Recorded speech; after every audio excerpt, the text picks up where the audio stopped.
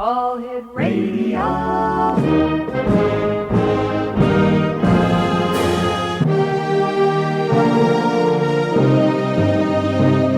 Welcome to the X Zone, a place where fact is fiction and fiction is reality.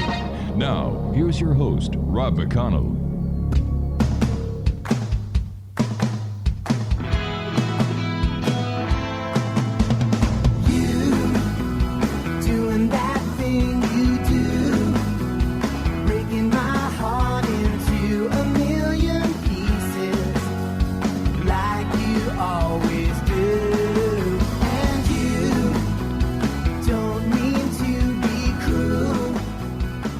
And welcome back to the X Zone, everyone. I am Rob McConnell, and for the next 4 hours, I'm your host and your guide as together we cross the time-space continuum to this place that I call the X Zone.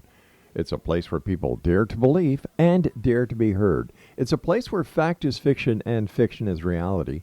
And the X Zone comes to you Monday through Friday from 10 p.m. Eastern until 2 a.m. Eastern, and on Saturday and Sunday at various times right here on the X Zone Broadcast Network, Talkstar Radio Network, Mutual Broadcast Network, iHeartRadio, Xena FM, and they're just some of the affiliates and networks that carry the X Zone radio and TV show, and of course, our good friends at Simul TV and Simul Radio. Now, before I get to our first guest this hour, just a reminder, this coming Thursday, the X Zone TV show premieres on Cable 14 here in Ontario. Valentine's night, February the 14th at 11 o'clock Eastern. And then every Tuesday and Thursday after that, Tuesday nights at 9:30, Thursday nights at 11 o'clock. Don't forget, we're also going to be on Comcast, iLaunch, and in India on the Times Radio Network. Wow, things are happening here in the X Zone thanks to you. This is an overnight success story that has taken us nearly 30 years to get here. So once again, thank you for all the support and all the great guests that we've had over the years. Exonation, my guest this hour is Gary Foutz, and we've had the pleasure of having Gary on the show before. But for those of you who weren't with us the last time Gary was on, let me tell you a little bit about Gary. Gary has been in the paranormal field for about 25 years now. He studied UFOs, cryptozoology, and the paranormal and paranormal activity. His group's name is Unsolved Mysteries and Paranormal Society, but will soon be changed to Unsolved Mysteries and Unknown Sightings. Gary is from Roanoke, Virginia, near the Blue Ridge Mountains. He had to retire because of 11 back surgeries, but with his group's help, they still try to do as much research as possible to come up with an answer to these sightings and these experiences. Gary feels that there are things out there that are not unknown, but it'll take a lot to ever get the evidence to satisfy hard-nosed scientists. Now, if you'd like to find out more about Gary, just go on to Facebook and Google his name, Gary Foutz, and that's G-A-R-Y-F-O-U-T-Z. Joining me now from Roanoke, Virginia, is Gary. And Gary, welcome back to the X Zone. Long time no talk. I know, Rob. It's good to be back. 11 back surgeries. Wow. Well, actually, it's 12 now. I had the last one in October of last year, and then in December I had knee surgery. So I think they're trying to make a road map out of it. But the question is, where do those roads lead to? Do they lead to... Yes, exactly right. Exactly. Well, Gary, what was it that brought you into the world of the paranormal and the investigations that you've conducted and the research that you continue to do today? Well, actually, I got involved when I was about 12 or 13 years old. Mm-hmm. And I would get my hands on books of about the Yeti, that was the big thing out at the time then. And then, of course, there was the UFOs, Roswell. And, it just was intriguing to read and study about it. And then I just, later on in years, I started up my own investigation thing, and I've been doing it since. Is the investigation into the paranormal, as well as all aspects of it, still as popular as it was the years gone by? Oh, it's more popular now. I mean, you have thousands upon thousands of groups. Mm-hmm. I mean, just like here in Virginia, we have lots of groups. We have lots of people who are out there looking for Bigfoot Mm-hmm. or Sasquatch, whatever you want to call him. Right.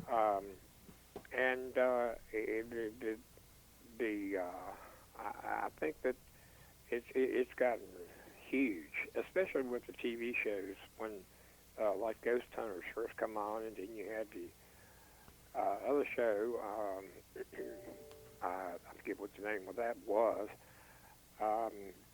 but it's just grown in popularity, and now you have people that's making all kinds of equipment. Mm-hmm. They're selling it, and it's pretty expensive. But yeah, I mean, it's just, you wouldn't believe the groups that's around here.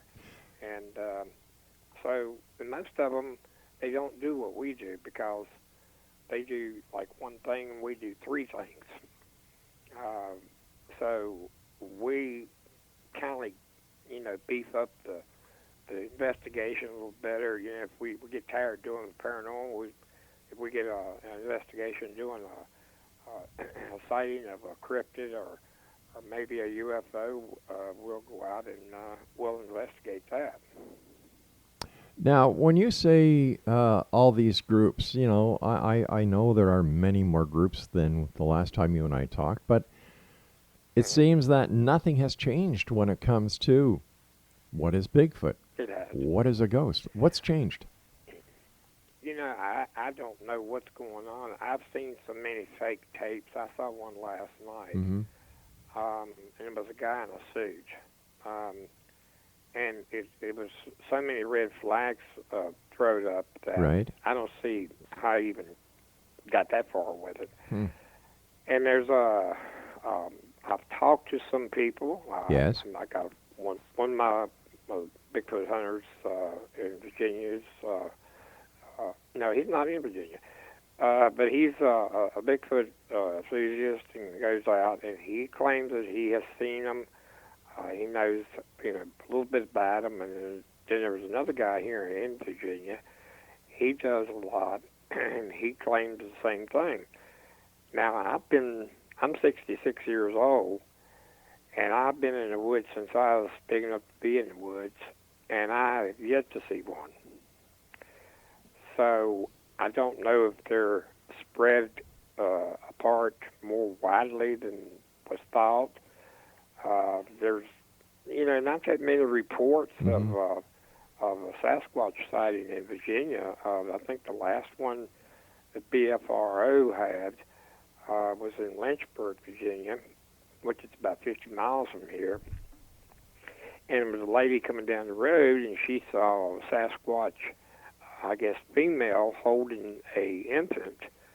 And so I think they went around and did some checking and investigation on that, but they couldn't come up with anything. Hmm. So I don't know. I don't know what to think. I mean, there's we had an investigation in Roanoke County on one of the mountains up here, and the gentleman told me that there was a huge bird up there that was standing on its feet holding a guinea hen in its mouth. And I'm sitting here listening to him when he's telling me this, and so I said, okay, we'll come up there.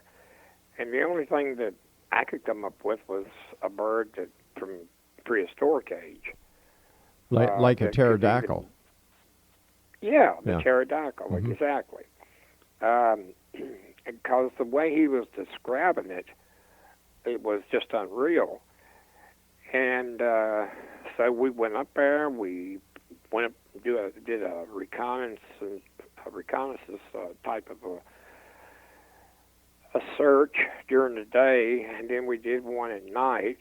And I didn't hear anything any more different than what I did when I was a kid. Wow.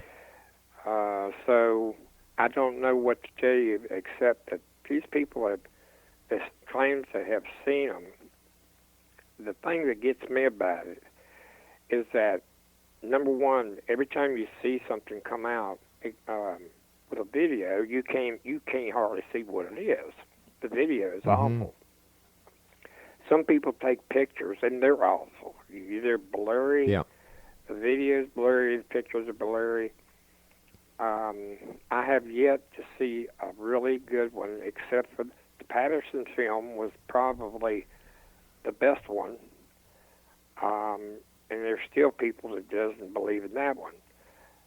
And actually, it's going to take a little bit more proof to make me believe it too, because it almost looks like a man in a suit walking through there. So I don't know. All right, Gary, stand by. You and I have to take our commercial break. We'll be back on the other side of the break, which is about 2-3 minutes. So stand by, my friend.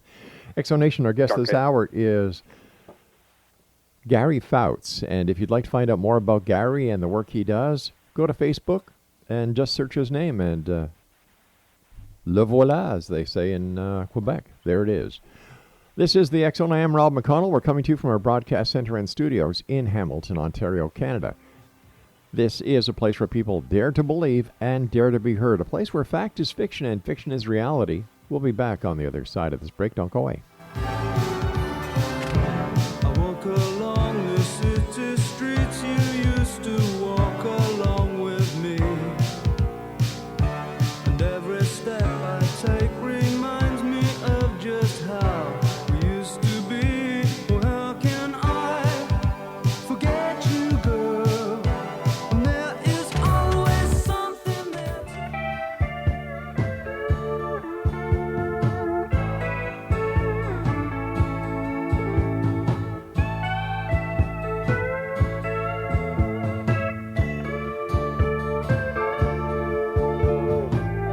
Night was dark in the mountains, as the story goes. An Indian tale brought 'em out where only the Sasquatch goes. The moon was playing hide and seek, made the shadows come and go, looking for something they thought they'd find on the Ferny Creek Forest Road. The stories they didn't. Exonation, our guest this hour is Gary Foutz. And Gary, why do you think that with all the modern day great technology that we have, everyone has a high definition camera in their cell phone, as well as, you know, the small compact video systems, that these trackers and the people who actually go out and look for Bigfoot, ghosts, UFOs, and everything else, why don't you think that all conclusive proof photo has yet to be taken? That's a good question. I carry my camera everywhere I go. I don't like using a cell phone. I hate the cameras on a cell phone. But I carry a small Sony video recorder with me, and I can just flip the door open and it turns right on, and I can get a good clear video of whatever I'm trying to get. Cell phones, I think they just sometimes the pictures look just awful on them. And why, you know, that's the big question, is when you see something on, like you go on YouTube, Right. and you look around, every video that you see is usually, it's got a blurry look to it. And then when you talk about, and when you get into UFOs, sometimes you can get some pretty good shots. And then people, I think a lot of times they want to zoom in on it too far, and it gets blurry in all kinds of ways, and then, you know, they just have to back out because the camera's only going to do so much. And if you do have a camera with digital zoom and analog, I think the other one was called analog, it's better to put it on analog than it is digital. So, but I've seen one UFO in my life. Tell us about that. And then I was actually on Smith Mountain Lake. It's a beautiful lake down here from us, and I was out one night with a friend. We was fishing, night fishing on a boat. Mm-hmm. And at that time, I did not know how to swim. But I had my life preserver on. But after I saw what I saw, I was going to learn to swim. Because I come close to jumping out of the boat. I heard this hum. I kept hearing this hum. And of course, I was looking in front of the bow of the boat, and I turned around and I looked into the air, and here's this. It looked like a huge ball. It was going around in rotation so fast that it wasn't even funny. I mean, it was just the weirdest thing I'd ever seen in my life. Now, being in weather, I know what a lightning ball is. I know those type of things, but this thing was not moving. It was sitting steady in the sky. It wasn't a comet. Not a comet, but a meteorite. It wasn't any of this stuff. I mean, it looked like it might have been about 400 or 500 feet off of the lake, and it almost would hypnotize you just sitting there looking at it. Because I mean, when you haven't seen anything like that before in your life, you just can't keep your eyes off of it. Just as soon as we saw it, you could have batted an eyelash, and that's how fast it was gone. I mean, when it left and went back up into the sky, it left a small trail of a tail with it. And after that,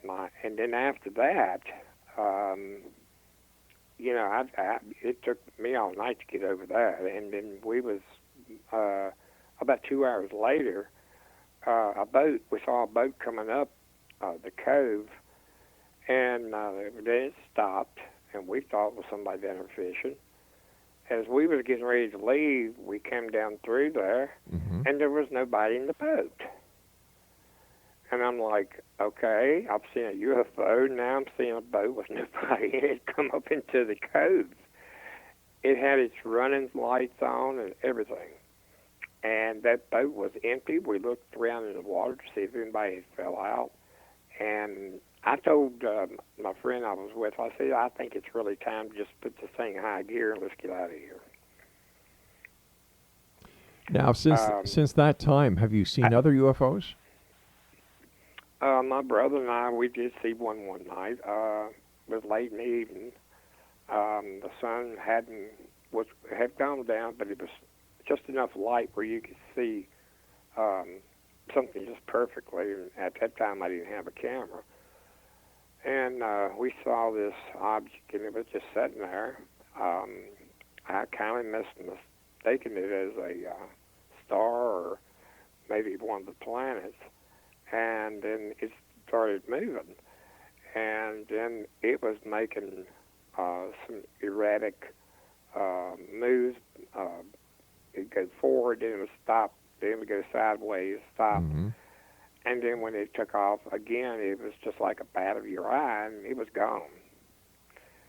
And so, when you see something like that, it's hard to explain. I don't think the military has anything like that. Of course, right now, they liable to have anything. There was just a UFO sighting.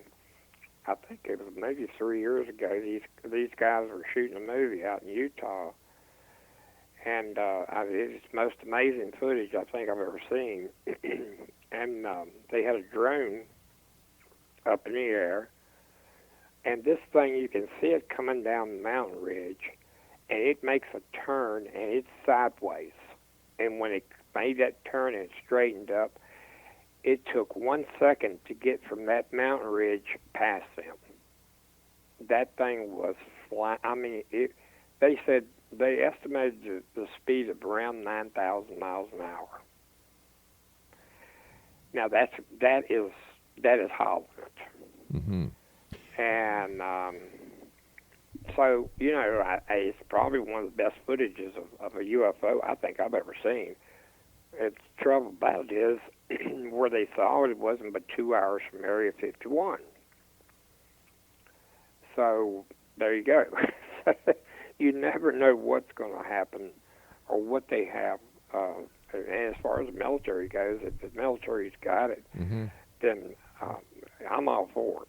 Well, of course. I was in the military, so, you know, I support them. Did get in, we remember one of the shows I was on with you about the UFO sightings. I investigated up in Westfield, Virginia, and that almost got me killed. Really?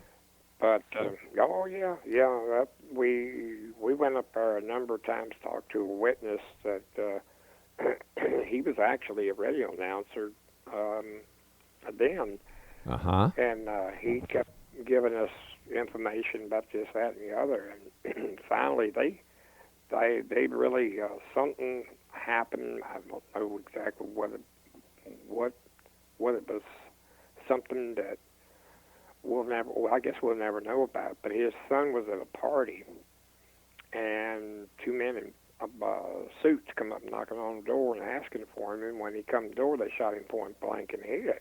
They shot who? They shot the radio announcer's son. Why would? Actually, Why? well,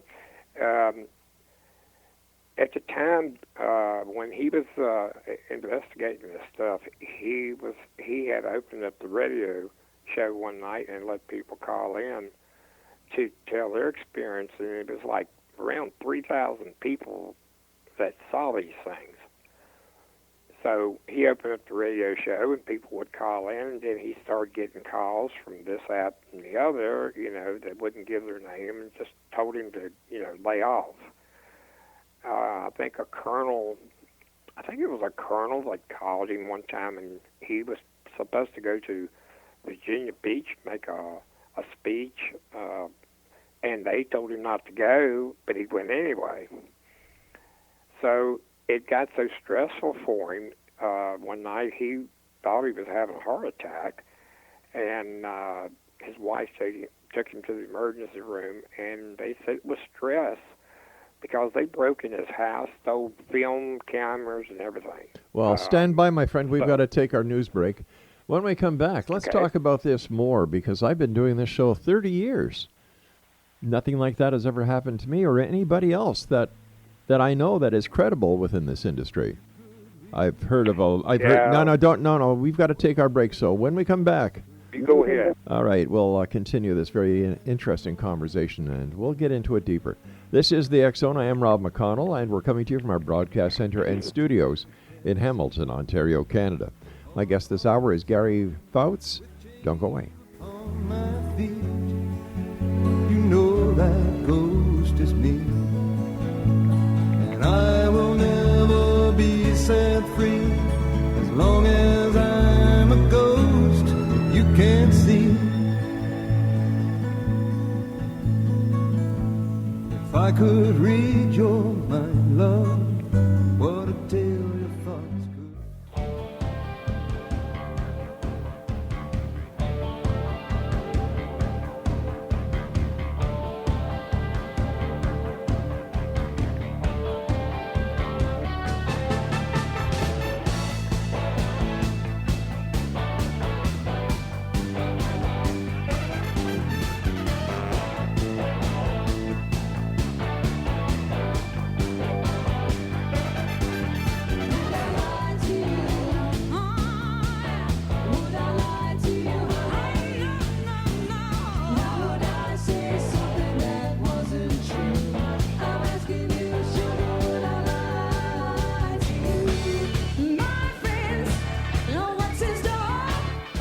And welcome back, everyone. This is the X Zone. I am Rob McConnell.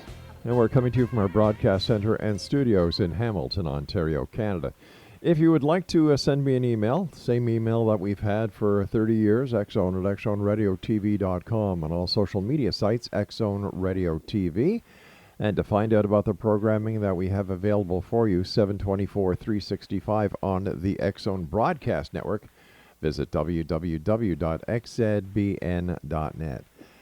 Gary Foutz is our special guest this hour. And Gary, let's talk more about this strange, bizarre story where somebody who was a radio announcer didn't comply with something that, or didn't comply with the instructions he was giving from allegedly the material.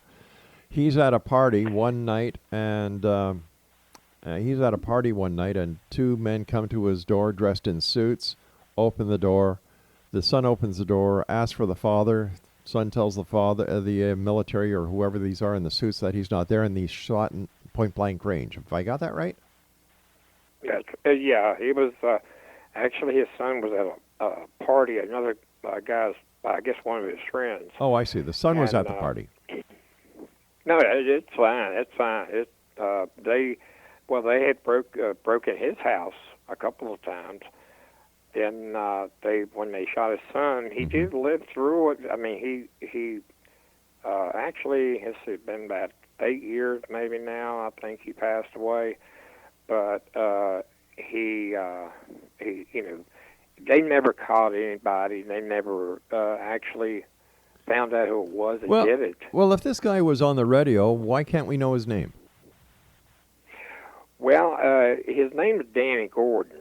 Danny Gordon? And I haven't talked to him in about 8 years because of the little incident that myself and my investigator went through. What happened with you and your investigator? Well, what we did, we went up there and we had a meeting with Danny, we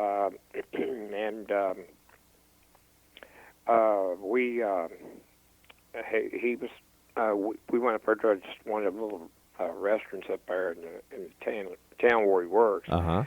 And so when we left, we told him we was going to head up, I think it was Route 21 or 27 that goes from there to Independence, Virginia. But you have to go over a mountain, I think, to get to Independence. And so we was headed that way. And my investigator, I was sitting over in the passenger seat. He says, "We're being followed." And I said, "What do you mean we're being followed?" He said, "Well, look behind you." And in my book, it was a black SUV. That the windows were tinted really, really black. I mean, you couldn't even see through it. In Virginia, it's a law, a state law, that you can't have your windows that tinted. Mm-hmm. Now, that kind of threw up a red flag. I said, "Well, I tell you what, if you think we're getting followed, the next store that comes up, just pull in, and I'll go in and get us something, get us something to drink, and then we'll see what he does." And sure enough, a little store came up. We pulled in. He pulled in behind us, and then he went down about 2 cars down from us and parked. And I went in the store and come back out. I kind of glanced over, and I said, "Yep, he's there." And so I got back in the car, and we backed out, got back on the road again, and he was right behind us again. I said, "We got a problem." So I knew then we had a big problem.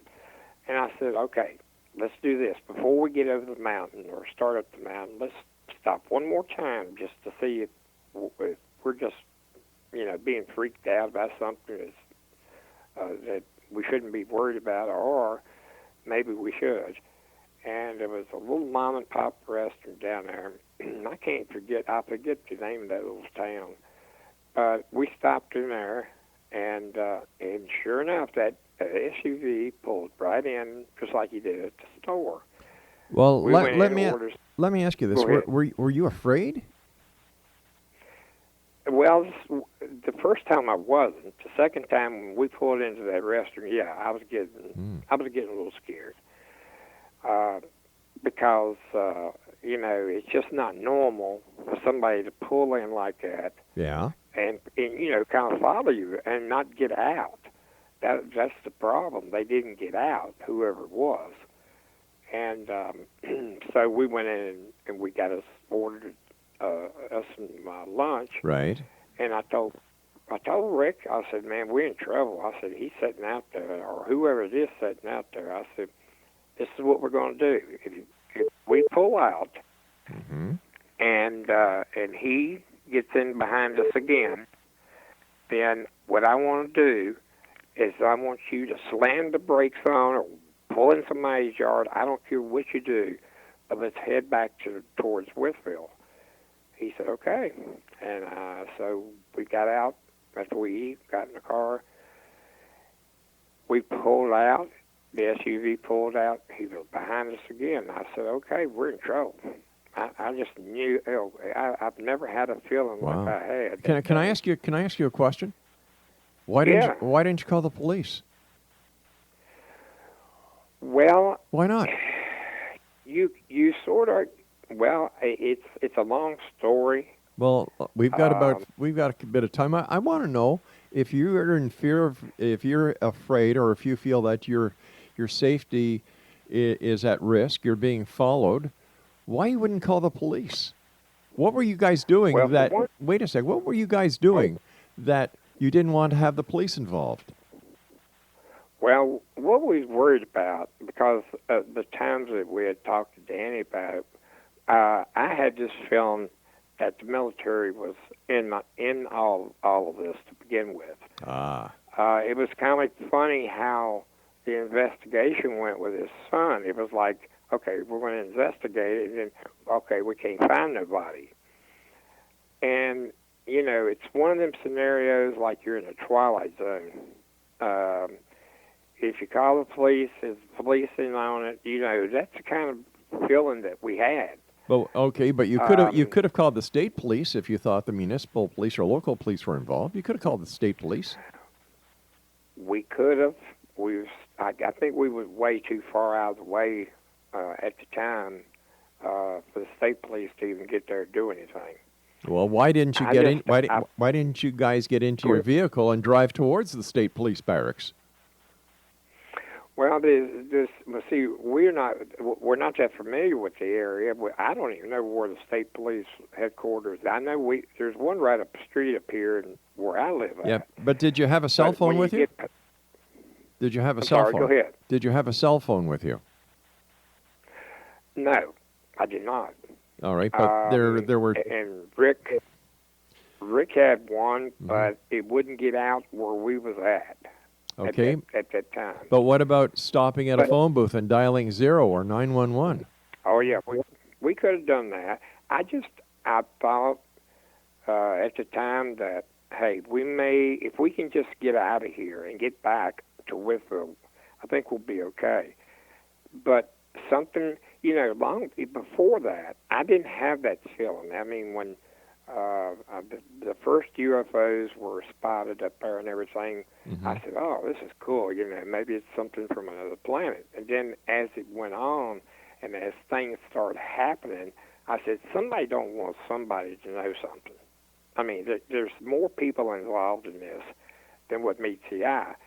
And the men in black, I never saw them, but Danny saw them.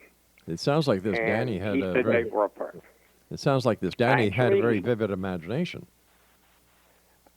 Well, I tell you, it was he had when they broke in his house, they stole his camera and some film, and then there was two guys posing as newspaper reporters from the Richmond Times-Dispatch, and they told him they wanted to do a story on it. He invited them into his house, and one of them, I guess, snuck away while they were talking and went up there and stole more film. And he called the Richmond Times-Dispatch, and they said they didn't send anybody up there. So when you go up into that little town, there's a lot of people that won't even talk about it. I mean, it's just like, you know, something has said, or somebody has said, you shut up about it, you don't tell anybody about it. And I really and truly think that this was a military thing. If nothing's going to really change my mind about it, I don't think it was a little green men from Mars or anything. I think this has something to do with the military. All Now, right, whether stand by. it We've has got to something do take. with the We have to take our final break. X-Zone Nation, Okay. we'll come back on the other side of this break as we continue here in the X-Zone from our broadcast center in Hamilton, Ontario, Canada. Are you a skeptic or are you a believer? Send me an email, xzone@xzoneradiotv.com. I'm Rob McConnell. Don't go away.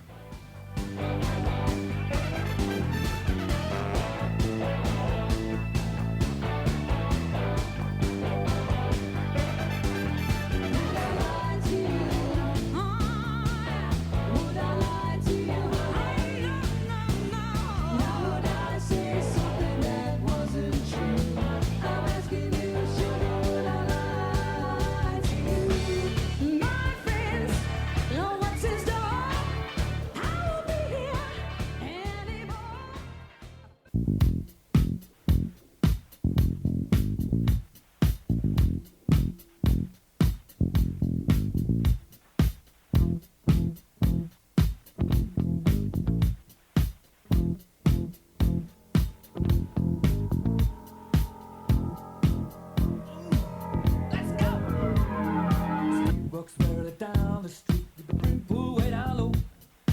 Ain't no sound but the sound of his feet. Machine guns ready to go. Are you ready? Hey, are you ready for this? Are you hanging on the edge of your seat? Out of the doorway, the bullets rip to the sound of the beat. Yeah. Another one bites the dust. Another one bites the dust. Welcome back, everyone. Our guest this hour is Gary Foutz, and we're talking about Danny Gordon, who was or still is a radio announcer at WYVE in Virginia. He had an interest in UFOs. Is he still around these days? You know, I haven't talked to him in a while. We kind of laid back, actually for about 8 years now. Oh, yeah. We've laid back since that incident because I didn't want him to have to go through all the mess that he went through again, and especially his family. He went through enough as it was, and you know, I don't know if anybody else up there. There was nothing ever told me that anybody else had to go through what he did, except for myself, and of course, we was going to set up some infrared cameras and some night vision cameras, actually in a middle of a cow field, on that same road that we was on, and try to place them in different directions, and see if anything were to come through there. And we never did do it. We never went back to do it.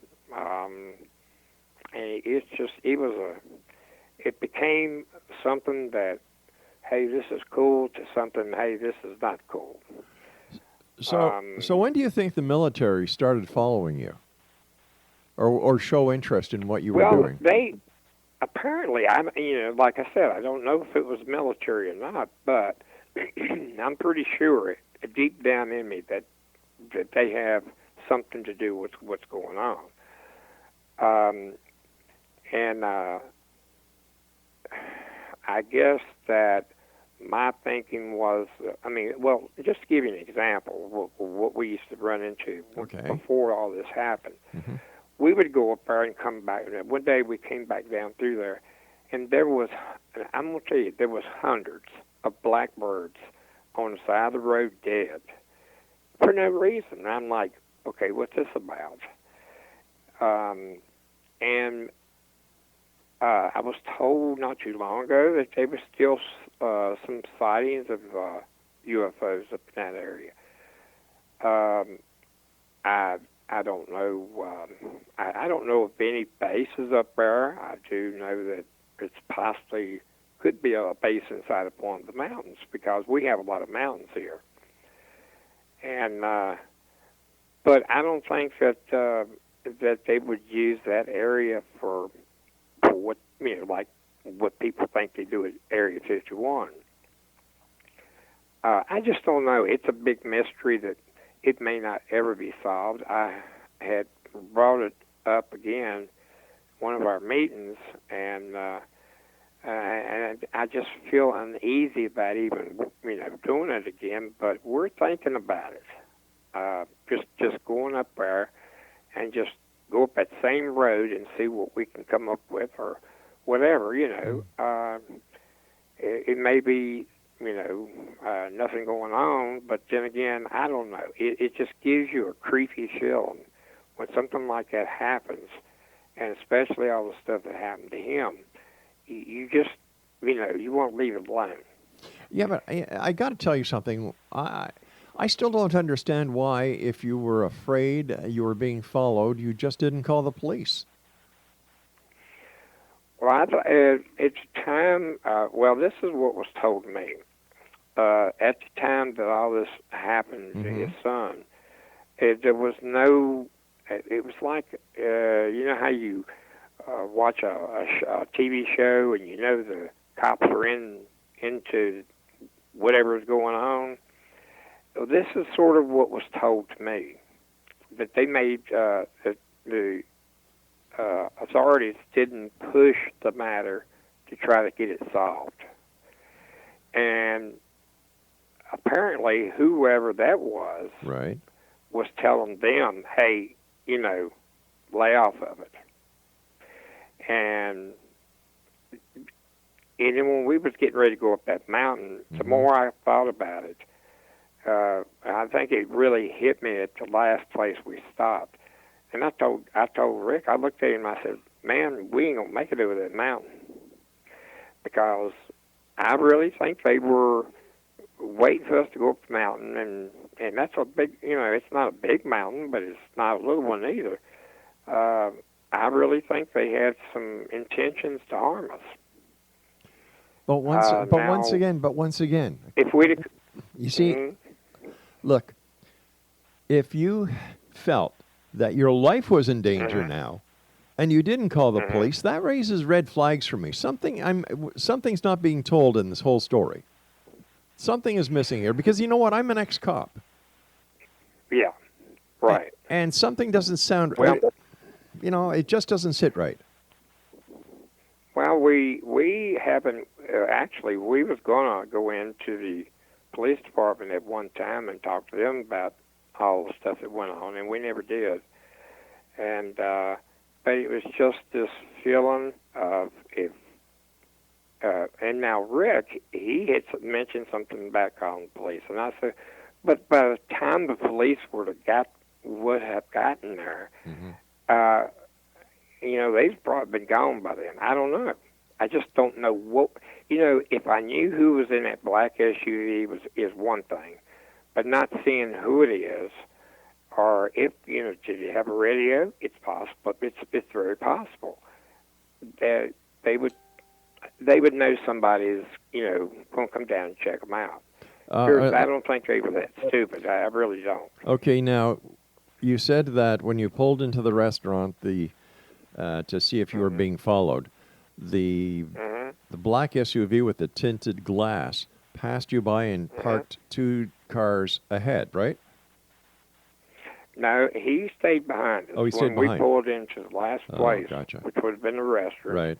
He pulled in behind us, but he was like 2 or 3 cars up from us in the parking lot. So there's no way you could have gotten his license number? No. I would have had to go physically up there to do it, and at that time, I just didn't feel comfortable doing that.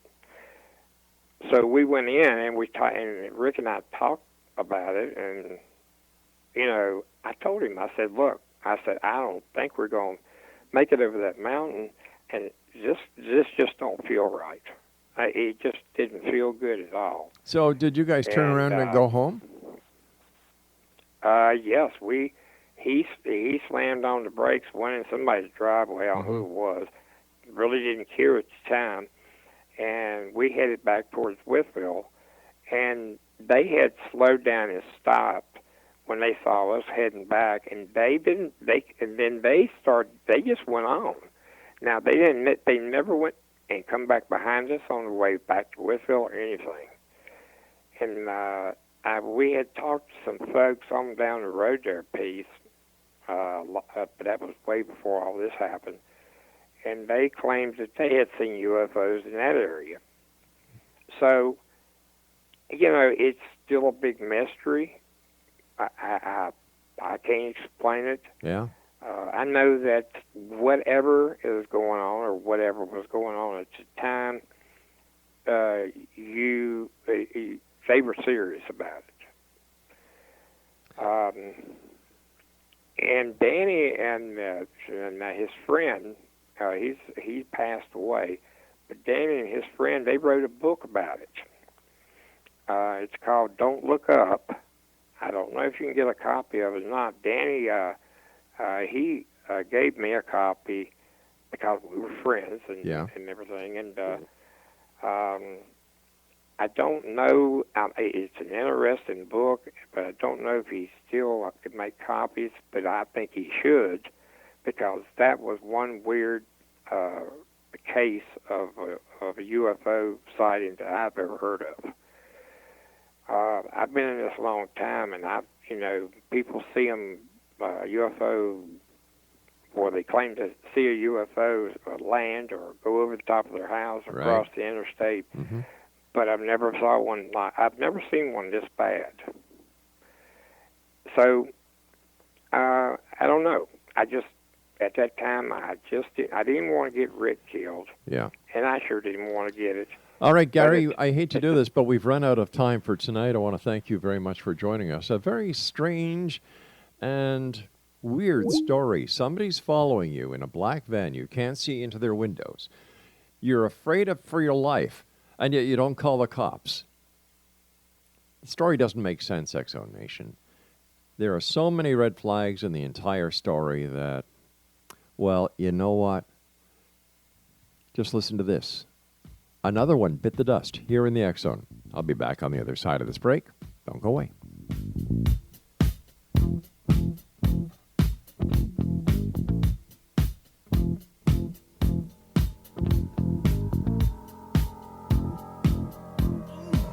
Let's go!